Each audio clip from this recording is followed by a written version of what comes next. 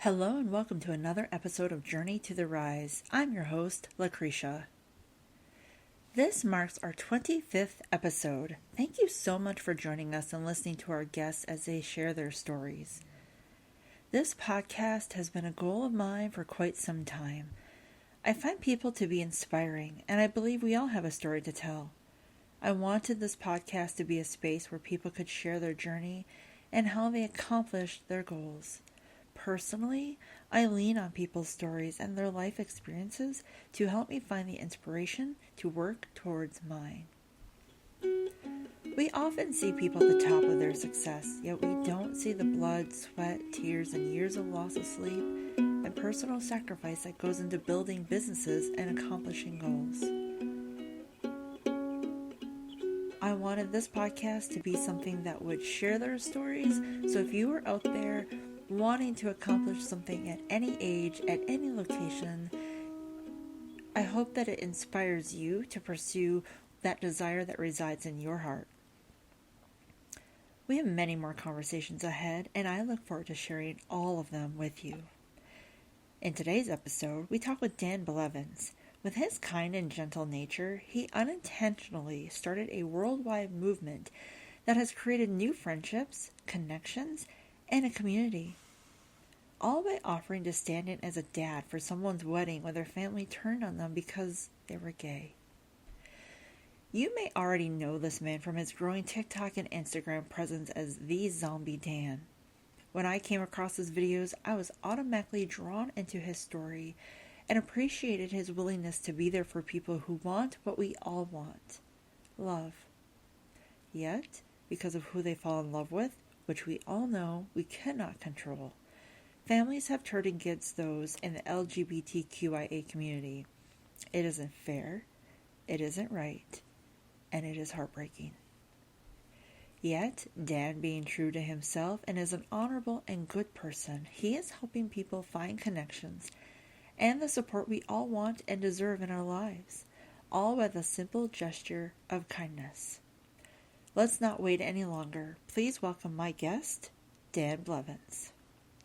So I'm really excited about our guest today. This is someone who's just authentically who he is. He posted a video just sharing his thoughts and concerns about being there for others, and it is turning into a worldwide movement. And I am so honored to have you here today with us, Dan. Thank you so very much. Thank you. I'm happy to be here. It's such an honor. I'm so grateful, and I can't wait to learn more about you. So I just want to kick it off. Where did you grow up? I actually grew up where I am now. It's a very small town in East Tennessee called Oneida, Tennessee. Wow, it's kind of like a mountain town, isn't it? Do they consider it a mountain Yes. town since you're out in that area of Tennessee? Yeah, we're in the mountains. Okay. So very, very beautiful. So it's like a small town vibe, I'm assuming. What was life for you like as a kid? Did you have close family relationships? What did you do growing up? I was raised by two very young parents. My mom was actually 15 when she had me. My Oh, dad wow. was 18, and um, we were poor mountain folk. And I have one sister who is 3 years younger than me. Um, we just lived a rural lifestyle. Nothing spectacular about it, but very close with both sides of our families. Um, a lot of those folks have passed on, but I'm lucky to still have amazing parents in my life. That's awesome. So a lot of what Dolly Parton sings about in her songs about that area. Right, yeah. My mom never made me a coat of many colors, but she actually could make clothing. So Oh, very nice. yeah. Very cool. What did you end up doing after high school? Right out of high school, I got married to a woman, had two children. Just did odd retail work for a while till I figured out what I wanted to do. Um, Before starting beauty school, 20, we're going closing in on 24 years ago. That was after we were married for probably 3 or 4 years, and I've been So doing hair ever since. That's amazing. And what made you be drawn into doing hair? It's something that just came natural to me. Um, it was just like a natural talent that I had. I had cousins. I was buzzing their hair off when we were younger. Um, Loved fixing my sister's hair when we were younger. So it was just something I was drawn to naturally. That's And awesome. my wife actually suggested at the time, why don't you go to school and do this for a living? I'm like, Oh, wow. I hadn't thought of that, so maybe I should. Yeah. And turned out really, really well. What do you enjoy about being a Hmm. hairstylist? Um, that changes from year to year. This many years into it, I have a very set clientele now. So I enjoy catching up with my clients every 4 to 6 weeks when I see them. And many of them have become part of my family. Like they just feel like family. That's amazing.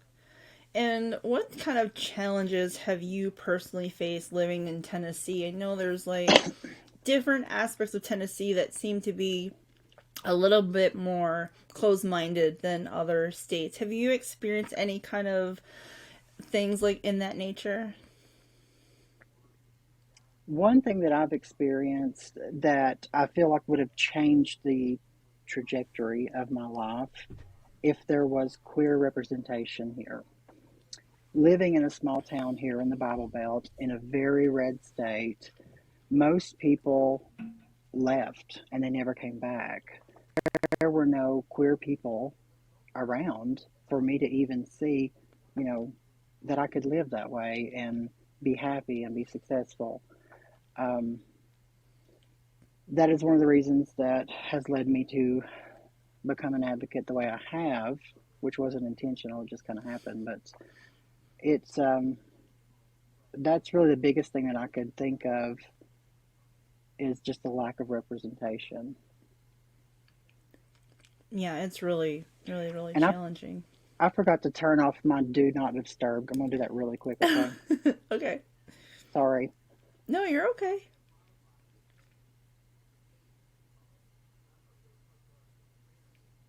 Okay.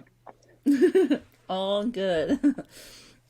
And I agree, that is a big challenge, and I wish there was an easier way to find a solution. Especially, I'm sure you Hmm. saw in the news with Tennessee putting a ban on drag shows. And I messaged a friend of mine. I said, why is something that brings people joy and happiness being banned? And her reply to me was, Right. make it make sense. And I'm like, I'm baffled. Exactly. Yeah. Like, It what makes is no happening? sense to me. I actually attended well, the last 2 weekends I've gone to Knoxville, which is about 45 minutes to an hour from me, to drag brunch. Um, Nice. and it was such a great time. And both shows were very family friendly. Mm-hmm. And so, I've been to nightclubs where they have drag shows. They're not for kids. And I mean, you kids can't get into a bar, so it's not an issue. Right. Right. So I don't understand why. Well, actually, I do. I think it's just the conservative Christian Republicans' way of chipping away. And they're just looking for a crack anywhere that they can chip to cause more division. And yet I That's just my find, opinion.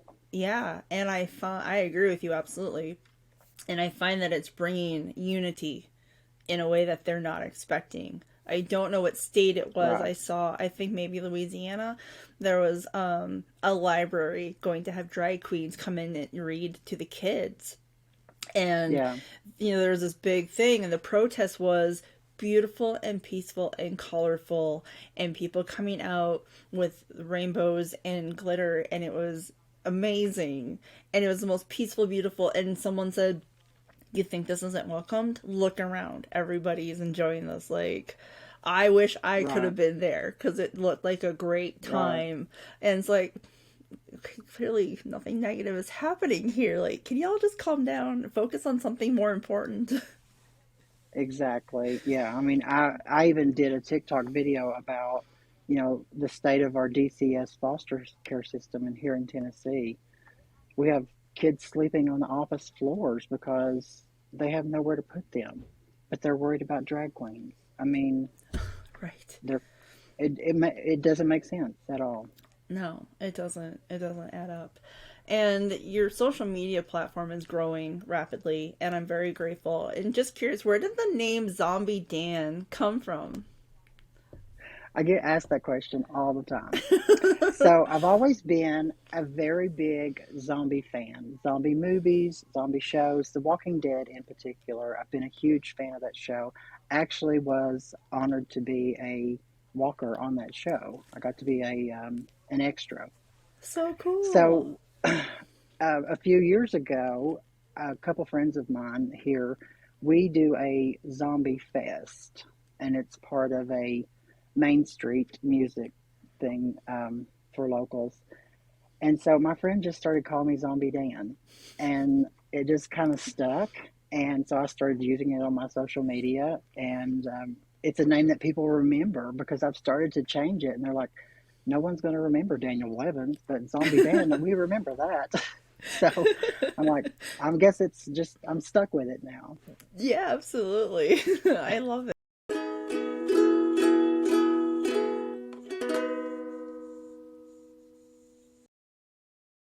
We are going to take a quick break, and when we come back, we'll have more from our guest, Dan, as he talks about the members of his Facebook group, which now at the release of this episode is over 55,000 members, and his reaction to the rapid growth of Stand in Pride and Stand in Pride International.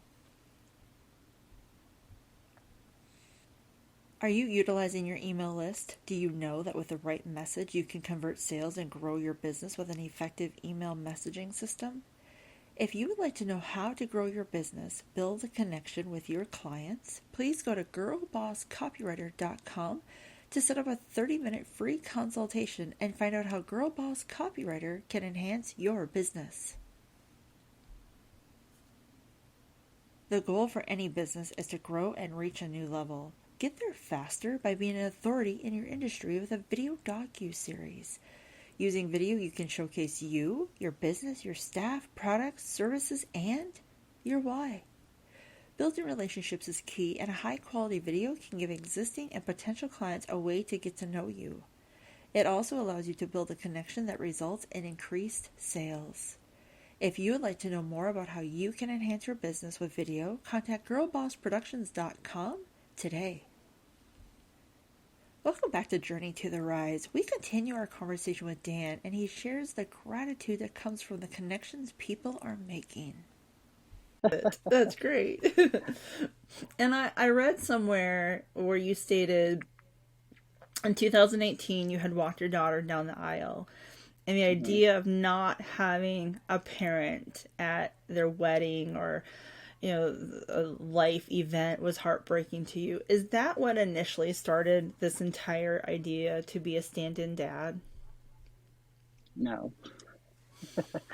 That was from the Today Show, and the way they edited that it made it sound like that. But stand-in, like my idea for stand-in pride didn't come along until I had seen something about, I can't remember if I think I saw something on TV about Sarah Cunningham, and she is the founder of Free Mom Hugs. And she had a post go viral, I think on Facebook, offering to be there for people in that way as a mom. So I'm like, well, that's something I want to do. So I made a video on TikTok. And when I posted that video, I didn't think that much about it because that's the way, that platform is. 10 people may see it or a million. You just never know. Right. But immediately the comments started coming in of other parents saying, I would love to be there for someone, people needing support. So after posting that, I'm just like, I don't know how to organize this. I didn't expect this. This was not my intention. But I saw a need for it. So that's when I decided, well, I've got to figure out a way to, because you can't do that in comments on a video. So I ultimately chose to do a Facebook group. That's amazing. And that group has grown, and if I understand correctly, you have different people have started their own, and there's like regions. Like it's expanded beyond just what you started. Is that correct? Yeah, it's crazy. It's insane, really. Um, People ask me all the time, did you ever expect this? No. Like, I remember thinking, I told a friend, if we get 1,000 people in this group, I'll be happy. Um, Within 24 hours, we had 1,000 members of Wow. the original group. So, Stand in Pride International is the original group, and we are sitting at 48,000 members right now. That's And amazing. back in September, we I started regional groups for the United States. So I have a total of 6 groups that I admin with help. I don't do all this myself. But there are other groups for countries that people have reached out and asked if I would mind if they use the name to start a group for their country. So there's Canada, Australia, Europe, um, a German language group, because I keep saying Germany, and people are like, well, Germany's in Europe. Yes, I know, but it's a German language group. Um, and I had someone from Switzerland reach out, um, and South Africa, and they're working on building a team to moderate the groups. So yeah, it's crazy. Like, I never expected that. The last count I had, there were close to 90,000 members worldwide in all the Oh my groups. gosh. That's amazing. Yeah, it's crazy. And we just celebrated our 2nd year anniversary for the original group, Oh, January 29th. congratulations. Oh, wow. Yeah, That's very it's exciting. crazy. Yes. Yeah. And this has turned into clearly a worldwide movement. Like, did you have clearly you had no idea, but like, what is your reaction to this as this is growing and seeing the support behind it? It it makes me emotional sometimes, and I get overwhelmed, and I get a ton of anxiety. Um, for example, just before Christmas, there was an article in Italian Vanity Fair about me and Stand in Pride. Um, Wow. there was an article online from a news outlet in Thailand. Um, I have people emailing me from Teen Vogue. I did an interview with them, the Rachel Ray Show, the Today Show, People Magazine. It's just like, this is just everyday life now for me. And so I really try, as weird as it is, I try not to think about it too much, because then I start getting in my head and I get overwhelmed. Um, Yeah. but I never expected anything beyond hopefully connecting a few people who needed some support in the end, or in the beginning. But now it has literally taken on a life of its own. And we're going Yeah. places that um, I never even imagined. It's so amazing. And Yeah. what do your kids think about this? Um, my kids are just like, Dad is so weird. You know, they're both adults and both married, have their own families. They don't pay attention to me, honestly. You're My just daughters, dad. yeah, I mean, they don't, they're not on TikTok. Um, so they're just like, whatever, that's Dad, and he's just weird. So they're not at all impressed, that I've made national news. Um, they may be a little embarrassed that I'm on national news for all I know, but we have a good So relationship. So typical that's kids. typical kids. Yeah. Yeah, I'm Yeah. sure I'm sure they That's are a, proud in their own way, but they would never let me know oh, never. it. No, we Never.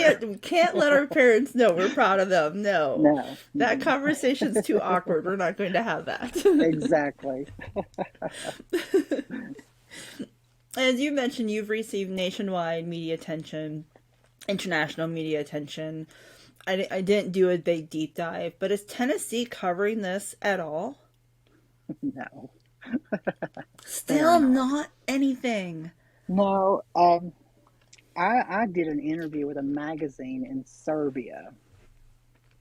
Serbia. I mean, that, but no, there has been nothing here in Tennessee. None of which I've asked. Some friends of mine have been emailing. I found out our local newspaper. I'm like, I don't want that. I really nothing that any kind of media attention that I've received has just come to me naturally. I don't go looking for it. I'm not asking anybody to email me or to interview me or anything like that. So it's just not happened. And I think because of the state of the world in Tennessee, um, being such a red state, it's just not something that they want to promote. I understand why my local newspaper hasn't picked up the story, and you know, it would actually be newsworthy in a town like this that I was on the Today Show or I was on Rachel Ray, things like that. But they would have to explain why. They're not going to do that, Oh my and so gosh. it's not funny, but at the same time, it is that Right, they right. let their they know their readers and they know it wouldn't be received well. They were the ones that would be receiving the hateful emails about why are you, printing this. So I don't need that aggravation. I am True. surprised that, like Knoxville TV, like our local NBC, ABC outlets haven't contacted me, but I don't really put Yeah. out there where I am either. Um, Right. so I don't know if they realize that I'm in East Tennessee because most interviews just say Tennessee. Um, Mm-hmm. and maybe I'm just giving them too much grace, but I'm just assuming that's what it is. Yeah. I thought at But least it, maybe it, the it Nashville market would have reached out. right. No, I've not heard from anybody, and like I said, that's okay. Like I didn't do this to be on the news or to be on Right. anything like that. So if it happens, great. If it doesn't, I'm not losing sleep over it. And ultimately, it seems you're reaching the right people, the people who want Right. this message, the people who want to be supportive. And if there's, like you just said, if there's someone who doesn't want to cover it, there's no love lost. No, no, absolutely not. And what you're doing to see the growth of your efforts, it gives me so much hope for the good that exists in this world. And I'm so grateful and thankful for you. How has this affected your life? Well, like I said earlier, the Today Show's calling, Rachel Ray's calling. Weird things like that are happening to me. Um, it's changed my life in so many ways, other than media attention. Um, Occasionally, I will be on a live stream, and someone will say, thank you for starting this group because I've met my new family, or I just had lunch today with a new friend that I met through the group, and um, we don't see that in the groups because most of those interactions happen privately.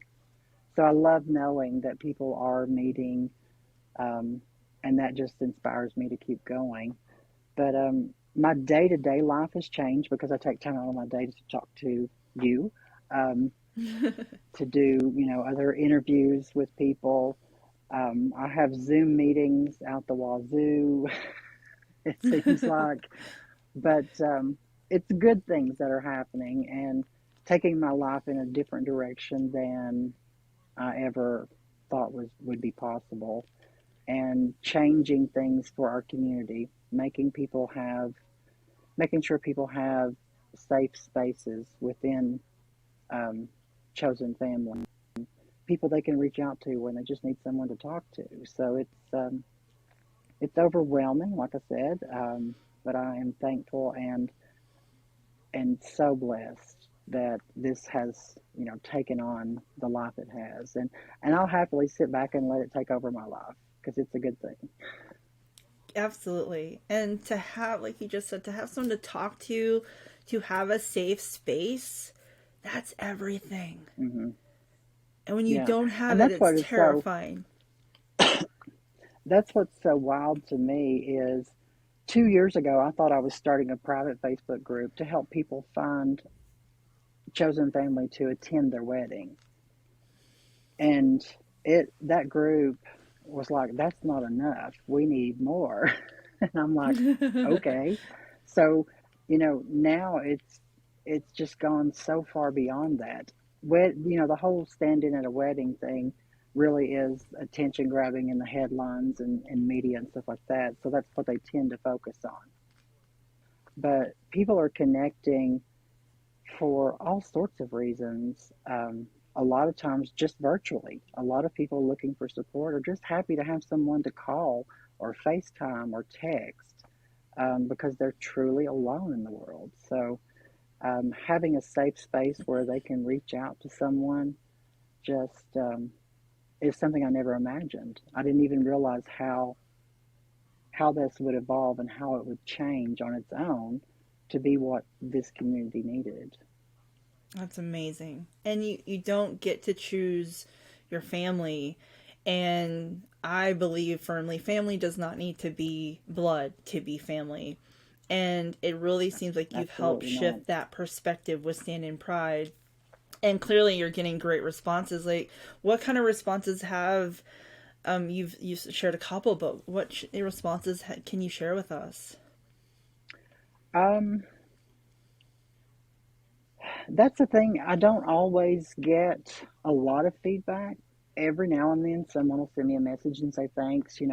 I have a mom now. Thanks to you. You gave me a space to find someone to be a mother figure to me." Um, some interactions that I know about. We recently, Someone recently let me know that they had found a couple of moms to help them fill out college applications. Oh, And wow. that had me in tears when I was Yeah. reading that, and I actually did a video about it on TikTok because it's just little things like that that a lot of times we take for granted that, here's this young person graduating high school wanting to go to college and they have no one there to help them. Yeah. But now they do. Um, we had a young trans man going for a job interview and couldn't tie a tie. We had dad jumping all over that. Couldn't wait to help him, to teach him. And he learned on Zoom. They did a Zoom call and taught him. How So, I mean, fun. Oh, yes. Um, so that's the beauty of it with technology. You don't have to be in the same town with someone to make a difference in their life. right. And those two examples, people from other places have connected virtually and made a difference in those young people's lives. And we've had people. I'm trying to think. We've had people get out of domestic violence situations. I didn't know about those until afterwards. I have been part of helping a couple of people. That's not something we really advertise because results may vary type situation. Um, Yeah.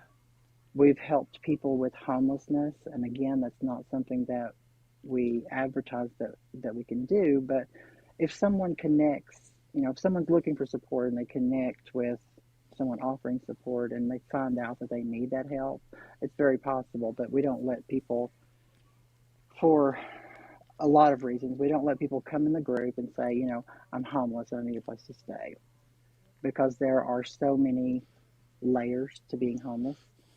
Um, a lot of times there's addiction issues, there's mental health issues, and just the average person thinks, well, they just need some money. And, if there's an addiction issue, you're not helping them, you're actually enabling them. So we're very careful about things like that. We do our admins and moderators, when they see a post like that, will gather resources for that person, for their area, to help them out. Um, so we're still helping. We're just not letting 1,000 people jump in and say, here's some money, Right. and let's make this problem worse, Right. when they're trying Yeah. to think they're making it better. So yeah, I mean, there's just any number of things you can think of. And again, that's the part that's overwhelming for me. Someone said you should write these down, and I'm like, Well, I kind of should, but at the same time, it's like, it's not really always my story to tell. Um, and I think it's better that those people tell their stories when they're comfortable telling them. Just recently, someone made a video for me on and tagged me on TikTok that they had met a young person, and on New Year's Eve they had a sleepover and played board games. And I just think, something so simple and Yeah, made a huge difference in that person's life. that's amazing. And it's creating community and connections and developing friendships and that can turn to family. And that's just, I think the world, as broken as it is, needs that structure of community. Absolutely. Even during the holidays, we do post threads because we get so many people offering a place at their table for Thanksgiving, for Christmas dinner. Wow. Um, and, people will post their location and their plans. There was somebody going bowling. They're like, if you want to tag along with me and my family going bowling, we would love to have you. So there's so much goodness in the world and so many people that are happy to share that, you know, what we consider traditional family time with others and for people who most likely would be alone on those special days. Absolutely. And the holidays are so incredibly hard anyways. They Like there's are, stress and there's yes, anxiety and it's so lonely. It just seems like from October 15th until February 15th, like unless you're coupled up, you don't exist to the media and exactly. society. And to hear people are like, "Hey, I have dinner. Come over and join my family. Hey, we're going Hmm. bowling." Oh my gosh. That's Yeah. incredible. And I think that's the one thing that even I hadn't put into words, but it's one thing to lose your family, but you actually lose traditions as well. And so for a lot of people in the community, they're having to learn to live without their families. And then the holidays come around and you're like, you don't have those traditions that you have, grown up accustomed to. And what do you do? Like, where do you start? And um, stand in pride is where you start. And Absolutely. again, never expected something like that to come out of starting that group, but I couldn't be more proud. Oh, that's amazing. I love it so much. I had read a very disturbing statistic put out by the Trevor Project that states 42% of LGBTQ youth seriously considered suicide in 2021. And more than 80% said that the pandemic made their living situation even more stressful. And only one in three found their home to be LGBTQ affirming. It is 2023. Like, why is there so much hate towards people who are wanting to live their life authentically? I wish I had the answer for that. Um, I have some opinions. Um, a lot of times I think it, and this may be me offering more grace than people deserve sometimes, but I think it's the idea of change. I mean, the world is changing, people are evolving, and then you just have this certain group of people that don't want to see that. They just can't accept that, you know, what they've been told their whole life is bad is not. And I have seen people come out of that. It's a miraculous thing. It's amazing. It's beautiful. And they have so much guilt and regret once they wake up to, this is my child, and I can't believe I treated them that way, but I'm going to do better. Um, but I really think it has to do with change. I just think that you have people set in their ways and they don't want to look at the world from a different perspective. Wow. And I guess I think differently than others. I think if someone is just seeking out to be loved, how is that wrong? Right. And I think, when you have people, and I had this conversation with a client this past week, when you have people living in these rural areas, There are people in my town here that have never gone anywhere. They've never left this town. They've never met people any different than them. They've never met people of color. They've never, so to them, that is they're living in this bubble, and anything outside of that Right. is bad, and they can't tolerate that. They can't accept that. And I think that's where a lot of the closed mindedness comes in. And I think the pandemic has made that worse because we were so isolated already, from that. Um, Being in a bubble and then you're isolated from the rest of the world too is just, it's just kind of piled on top of the issue more. Yeah. Wow. I just have so much respect for you, being authentic, your true self. You're changing lives. And many lives you probably won't even ever know about, right? But this Stand in Exactly. Yeah. Pride is this powerful, powerful movement that's giving people a place to feel safe, a place to feel seen. Like, hmm how does that feel? Well, like you said, I probably won't ever know. Um, I had this conversation with someone this week too. Um, and she's like, "You have no idea how many lives you've touched." And I was like, "I don't." And I'm afraid if I did, it would change who I am. And she was like, "Well, you don't have to be so humble. You should be, you should embrace it." And I'm like, "Well, I think that is who I am. I'm just a humble person." And, I tell people all the time that I didn't start this to be recognized or, I mean, that was the farthest thing from my mind. I never imagined thing, something like that would happen. So, um, I don't really think about it too much, or like I said earlier, I get in my head. It gets overwhelming, and I'm not hide from the world because I truly I am an introvert.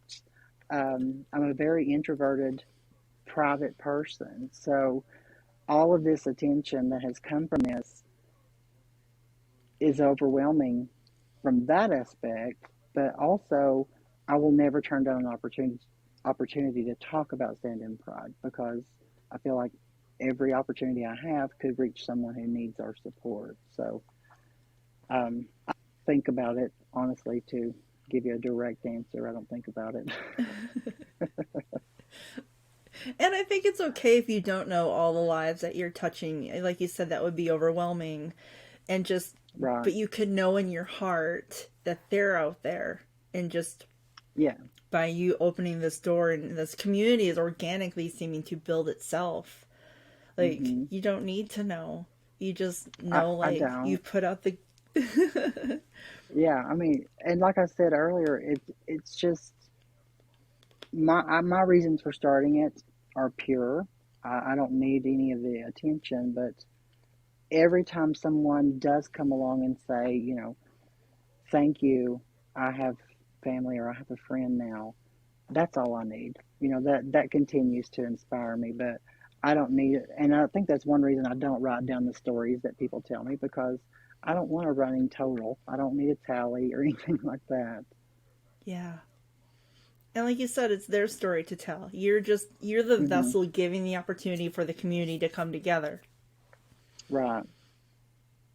That's amazing. So what's next for Stand in Pride? Did I hear there may be an app coming soon? We are in the works. um, They're not, complicated to put together. yes. I have been in contact with a company that wants to partner with me. Um, I literally tried to get them just to take the idea and run with it, but they're like, no, you're the face of it. You've got to be a part of it. And I'm okay with that. But I don't really have any details because we're still in the process of organizing and putting it all together. But this is not just a basement programmer. This is like a real tech company that has the means and the power to go forward. So it's looking like it's going to happen sooner rather than later.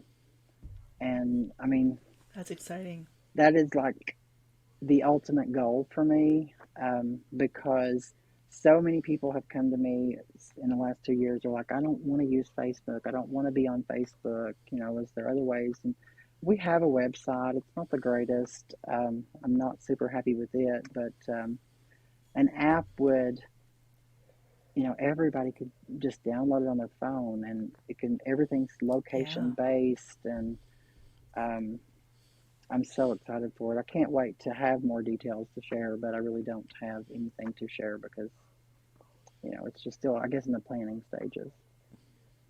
And they take a long time. People don't realize how much coding and work goes into Oh, developing an app. see, Like, yeah, I've been asking for a year and a half. Somebody make us an app, please, And yeah. I just thought you made it and you just put it up there and there you are. But it's a business. Like, we're gonna have to get lawyers Mm-hmm. involved, and then you have to get sponsorship and sell ads, and because it costs money to keep these things Yeah. going. I wasn't thinking that far, but I actually have been connected with someone in the business that is super excited about it, and I think we're headed in the right direction finally. That's awesome. Yeah, it takes Yeah, sponsors, often investors. Like, there's this whole backside yes, to apps that people are like, oh, I just pulled it up on my phone. Here I go. It's like, right, no, there was a lot of work yeah. that went Through into the ease of you just opening that app. through my research, if I wanted to pay someone to map, that could be upward of $200,000 just to Yeah. build it, and then you have Mm-hmm. the maintenance cost of to keep it running. And I don't Yeah. want to learn how to build it. I don't want to run it. I just want it to be there so I can push the button on my phone. Exactly. I totally understand. Oh, that's gonna be exciting though once it starts to fall into place a little bit more for you. Yeah, I can't wait. I do have plans to make Stand in Pride a nonprofit as well, so that's in the future. Excellent. I've kind of Wonderful. held off on that because I didn't see where we could help. I didn't want to have a nonprofit just to say I have one. Like, I really want it to be something that is useful and helping the community. But with the state of the world today, it seems inevitable at some point, um, marriage equality and for the Supreme Court is going to overturn marriage equality and give those rights back to the states. So some states will not allow it. They'll have to recognize it. Thankfully, that the Marriage Respect for Marriage Act was passed, but people that live here in Tennessee most likely will not be able to get married here, so they will have to travel outside the state to get married, where it's legal. So I decided that's what I wanted the nonprofit to do. Um, there would be people like in the deep south, like Mississippi, they would have to travel thousands of miles to a blue state where it's legal. So a lot of people won't be Wow. able to afford that. So I think that's where our nonprofit could step in and help them with travel costs.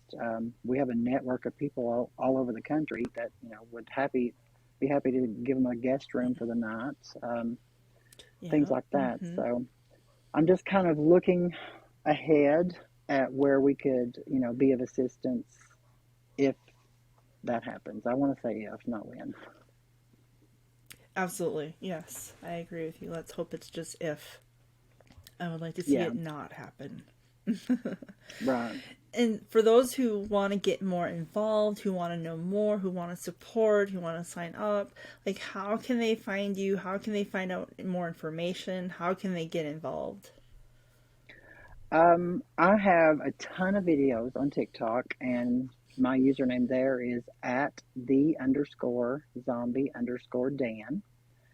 Um, I explain all the different ways, Stand in Pride is helping. We have Facebook groups, like I mentioned earlier. Stand in Pride International is our original group, but we have regional groups for the United States. Um, and you can find those just by searching Stand in Pride on Facebook. And they are private groups, so you do have to go through a security process, which means answering some questions and agreeing to the group rules. And we have a website called standinpride.org. And we have I groups love it. there, but they're public because we don't have I don't have a team of moderators on the website. So those are public groups, which are just self monitored. So be kind, people, when you go there. Be nice. Yeah, Not that they'd have any absolutely. reason not to be, but come on. It is a community. It's a beautiful community. Right. And we don't want anything negative happening to this amazing Yeah. opportunity for people. Most people who come, I mean, we've had a few people that we've actually not had anyone bad ever, which is I'm thankful for that. We have some people that come into the group that have different ideas. Um, they're not as affirming as they think they are until they get into the situation. And anytime a conversation would come up about pronouns, and you have somebody, being ugly, and it's like, you're in the wrong group, you're out. It's one strike, you're out kind of deal Perfect. with that. Good. So you don't get a second opportunity if you're offensive or rude or anything like that. But so far, it's not been, no one's came and tried to start problems or anything like that. So I'm so Good. thankful for that. I'm very thankful to hear that as well. It should be a peaceful, happy space where we can just unite and get along, y'all. Just get along. Right. And it is. And I have worked to curate um, the rules and the experience for people over the past 2 years as we've evolved. We don't allow any negative news. People's not going to share a news story that a trans person's been hurt or unalived, something like that, um, because you can find that news anywhere online. And so when you're in the group, there won't be any triggering things like that. No one can ask for money. That's one of the biggest issues. Is even people in the community think these are good-hearted people. I'm going to give them a sob story, and they'll write me a check, and that's not going to happen. I'm Yeah, not going to allow our allies to be taken advantage of either. right. So like you said, it's a safe space, and people can share their stories. They can you know vent if they need to. We don't really encourage that because that can be triggering for some people too. But the whole idea is, if an ally joins, they introduce themselves. A lot of those seeking support never make a post in the group, but they read those introduction posts, and they'll reach out privately to that person. So that's why I don't always know when people have made a connection through the group, but it is truly a safe space. And anytime someone needs some support, we celebrate birthdays, starting T or HRT, um, things like that. They just get overwhelmed with all the comments and the reactions on their posts, and it's just beautiful. I love that so much. We need more of that in this world. We We just do. need the community, we need the love, we need the support, we need the kindness. Be kind to you so you can Yeah, be kind to others. And I love what you're doing so much, and I respect thank you and you. appreciate you so greatly. And I can't, I want everyone to hear this so they can know about you and what you're doing. So if they need help and support, they don't, they don't feel alone. They don't need to feel Right, alone because there's this beautiful community that wants to bring you in and welcome you and love you. right. And that's been my goal. Like I said, I don't turn down any opportunity to talk about it because I don't want anyone to feel alone, even if they just need, someone to sit with, like you and I are doing right now on a FaceTime Yeah. call. Um, Mm-hmm. that can make a huge difference in someone's life if they have literally no one to talk to. Yeah. Because that's a really, really scary feeling when the people you care about have turned against you for the stupidest reason in the world, and then your friends Right. aren't accepting, and like I'm sure there's just endless list of things, and to feel alone, that's when you Right. start getting the And thoughts in your head, and it's the support that's out there, like, and you make it so right. accessible. Right. And that's the thing. A lot of times they don't turn against you. Um, that's one thing I've learned. You do have families who kick out a child for coming out, but a lot of times they're just so toxic. You can't go to them with your problems. You can't talk about, you know, what you're going through if you're transitioning. Um, it also reminded me, we also have people who share things in the group that they can't post on their personal page because their family's so toxic. Um, you know, Celebrating a job promotion or, things like that. They don't want their family, to have those toxic reactions to anything going on in their life. So I think sometimes it's better if they do turn their back on you rather than being toxic and just making everything miserable. So, Yeah, absolutely. Because when you're in that toxic environment and then you go into a healthy environment, it's a whole new mental struggle. So I think you're absolutely right. right, It's better to go into an environment where there is love and support so that you don't have to tolerate that toxic, because right, that's very devastating. absolutely. Well, I'm so grateful for your time. I know you're very, very busy, so I won't keep you any longer. But thank you so much for being here and sharing your story and sharing what you do. And I can't express how grateful I am for you. Well, I appreciate that so much, and I appreciate you wanting to talk to me. And I've enjoyed our Absolutely. chat. Yay, me too. And I'll get all those links posted in the show notes. I'm going to be looking into joining myself so I can be supportive in some form or function for someone who is out there and just needs to be loved on. Good. I'm glad to hear that. Absolutely. Thank you so much. Thank you. That's it with Dan Blevins. Next week we talk with Tim Ormond. We often don't think about how film got its start in certain regions of the country. Tim's parents are the reason there is a film industry in Nashville, Tennessee. He grew up in Hollywood while his parents were writing screenplays, creating and producing films. Recently, Tim's life and his parents' life has been chronicled and put into a book, which is now available for purchase. Nashville Tower, 5,000 Bravo, Mayday, Mayday. And the tower immediately said, American 581, go around. And this was a American 727 on short final. Gave it the power and go it around. And then he said, 5,000 Bravo, clear to land any runway, meaning the airport is yours. But we did not make it to the airport. We crashed in a field, just missing a set of high tension wires. Hey, thanks for listening to Journey to the Rise. Please do follow us on your podcast app so you have the latest episode downloaded. If you want to follow us on Instagram, our account is at Journey to the Rise Podcast. This episode was researched, produced, and edited by Girl Boss Productions.